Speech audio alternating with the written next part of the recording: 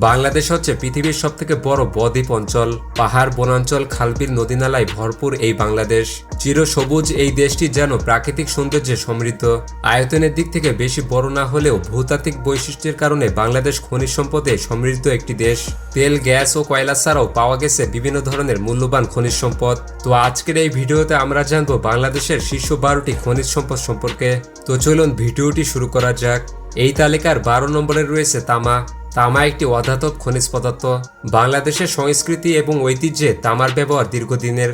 তামার তৈজসপত্র একসময় বাংলাদেশের গ্রামগঞ্জে অনেক জনপ্রিয় ছিল এবং গ্রামীণ সংস্কৃতির একটি বড় ঐতিহ্য হিসেবে বিবেচিত।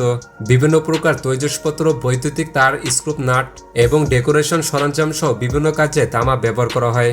দিনাজপুরের মধ্যপাড়া এবং রংপুরের পীরগঞ্জে শিলার সাথে তামার সন্ধান পাওয়া যায়। তবে বাংলাদেশে বর্তমানে বাণিজ্যিক ভিত্তিতে তামা উত্তোলনের কোনো কার্যক্রম নেই, কিন্তু তামার উত্তোলন বর্তমানে সীমিত হলেও ভবিষ্যতে এর বাণিজ্যিক সম্ভাবনা রয়েছে এবং এই সম্ভাবনাকে কাজে লাগানোর জন্য আরও গবেষণা ও বিনিয়োগ প্রয়োজন। এরপর 11 নম্বরে রয়েছে গন্ধক। গন্ধক তথা সালফার একটি মৌলিক পদার্থ।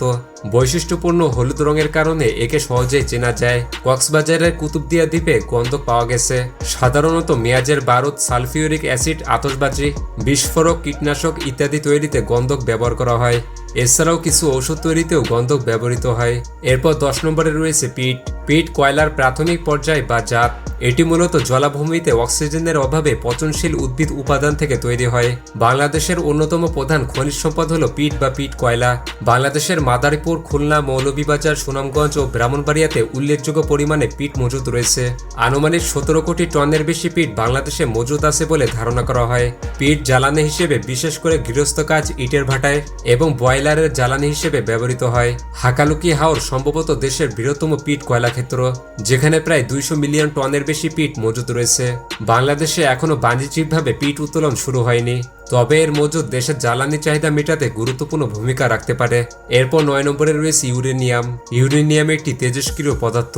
এটি প্রধানত পারমাণবিক চুল্লিতে শক্তি এবং পারমাণবিক বোমা তৈরিতে ব্যবহৃত হয়।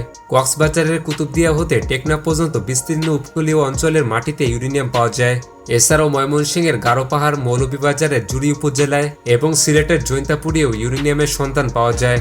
পারমাণবিক বিদ্যুৎ উৎপাদনের জন্য ইউরেনিয়াম কাঁচামাল হিসেবে ব্যবহৃত হয়, যেখানে 4500 টন উচ্চ গ্রেডের কয়লা থেকে যে পরিমাণ শক্তি পাওয়া যায় সেই একই পরিমাণ শক্তি মাত্র 1 কেজি ইউরেনিয়াম থেকে পাওয়া যায়। সুতরাং ইউরেনিয়াম কতটা মূল্যবান এবং গুরুত্বপূর্ণ পদার্থ। এরপর 8 নম্বরে রয়েছে নুড়ি পাথর। বাংলাদেশের একটি গুরুত্বপূর্ণ প্রাকৃতিক সম্পদ হচ্ছে নুড়ি পাথর। এটি দেশের বিভিন্ন স্থানে পাওয়া যায়, বিশেষ করে নদী এবং পাথর উত্তোলন ক্ষেত্র থেকে সংগ্রহ করা হয়। পঞ্চগড়, লালমনিরহাট এবং সিলেট জেলায় নুড়ি পাথর পাওয়া যায়। নুড়ি পাথর মূলত রাস্তা, পুল, কালভার্ট এবং রেলপথ তৈরিতে ব্যবহৃত হয়। এছাড়াও এটি বাড়িঘর এবং অন্যান্য নির্মাণ কাজের জন্য একটি অপরিহার্য উপাদান। নদীর তীরবর্তী এলাকায় নুড়ি পাথর ব্যবহার করে তীর সংরক্ষণ করা হয়, যা ভূমি ক্ষয় রোধ করতে সাহায্য করে।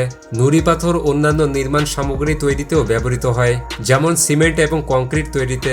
এরপর 7 নম্বরে রয়েছে চীনামাটি। বাংলাদেশের একটি গুরুত্বপূর্ণ খনিজ সম্পদ হচ্ছে চীনামাটি, যা কেওলিন নামেও পরিচিত। এটি সিরামিক শিল্পের জন্য একটি গুরুত্বপূর্ণ কাঁচামাল।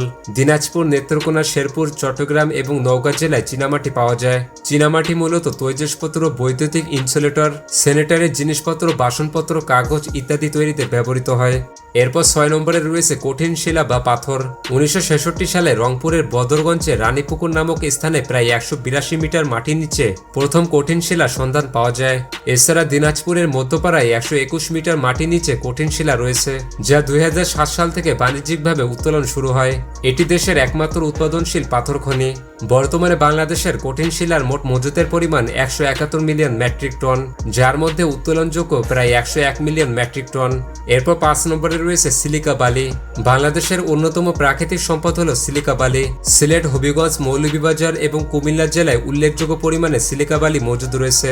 সিলিকা বালি সাধারণত কোয়ার্টজ নামে পরিচিত এবং এটি বালির প্রধান উপাদান। সিলিকা বালি প্রধানত কাঁচ তৈরির কাঁচামাল হিসেবে ব্যবহৃত হয়। এছাড়াও সাবান, সিরামিক এবং নির্মাণ শিল্পেও সিলিকা বালি ব্যবহৃত হয়। এরপর 4 নম্বরে রয়েছে চুনাপাথর। চুনাপাথর বাংলাদেশের একটি গুরুত্বপূর্ণ প্রাকৃতিক সম্পদ। সুনামগঞ্জ, সিলেট, জয়পুরহাট, কক্সবাজার, চট্টগ্রাম এবং চাঁপাইনবাবগঞ্জ জেলায় চুনাপাথর পাওয়া যায়। সম্প্রতি নওগাঁর বদলগাছী উপজেলায় দেশের বৃহত্তম চুনাপাথরের খনির সন্ধান পাওয়া গেছে। এই খনি থেকে বিপুল পরিমাণ চুনাপাথর উত্তোলন করা সম্ভব হবে বলে আশা করা হচ্ছে।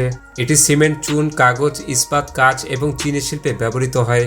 এটি নির্মাণ কাজের জন্য একটি অপরিহার্য উপাদান। চুনাপাথর বাংলাদেশের অর্থনীতিতে গুরুত্বপূর্ণ ভূমিকা রাখে। এর সঠিক ব্যবহার নিশ্চিত করা গেলে দেশ অর্থনৈতিকভাবে লাভবান হতে পারে। এরপর 3 নম্বরে রয়েছে খনিজ তেল। বাংলাদেশের একমাত্র তেল ক্ষেত্রটি আবিষ্কৃত হয় 1986 সালে সিলেটের হরিপুরে। বর্তমানে হরিপুর তেল ক্ষেত্র হতে দৈনিক প্রায় 600 ব্যারেল তেল উত্তোলন করা হচ্ছে। উত্তোলিত অপরিশোধিত তেল চট্টগ্রামের তেল শোধনাগারে পরিশোধন করা হয়। পরিশোধিত তেল থেকে পেট্রোল, কেরোসিন, বিটুমিন ও অন্যান্য দ্রব্য পাওয়া যায়।